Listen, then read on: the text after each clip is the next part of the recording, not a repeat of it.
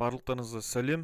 Бүгін біз мына сабақта теңге шотын қалай орнатамыз және де мына жердегі көптеген адамдардың сұрақтары биг транзитного счета, транзитного банка, яғни расчетный счет транзитного банка иін осыны қайдан аламыз деген сұрақтар келіп жатыр. Яғни мен қателеспесем осы наурыз айында мен түсіргем рубль шотын қалай тіркейміз деп.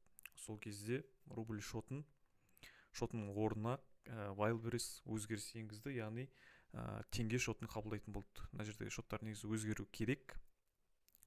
Жалпы бұны қалай аламыз? Биг транзитного банка, расчетный счет транзитного банка, иін деген банк деген қайдан аламыз?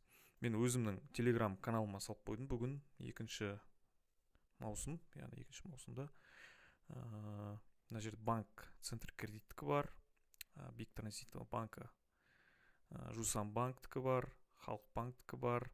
Мына жерде барлығы жазып болған, мына жерде қай банктен аналарда жазылмаған екен.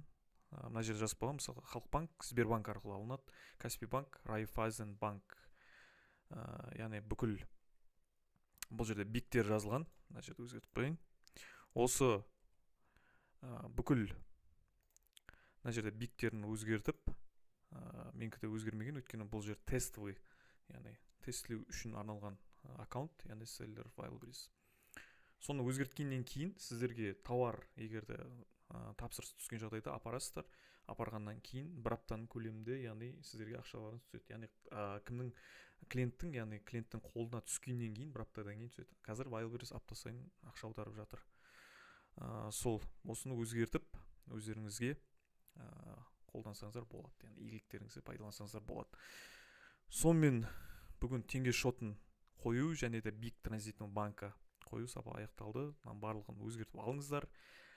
Бұл телеграм каналға сілтемені мен осы видеоның астына, яғни описание деп айтады орысшаға, сол описанияға мен қалдырып кетемін. Міндетті түрде мен телеграм каналыма тіркеліңіздер.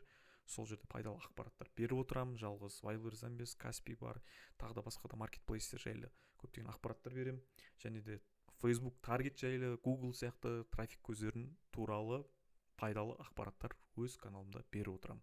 Каналыма жазылыңыздар, лайк басыңыздар, сұрақ қойыңыздар, яғни мен телеграмда жауап беретін боламын.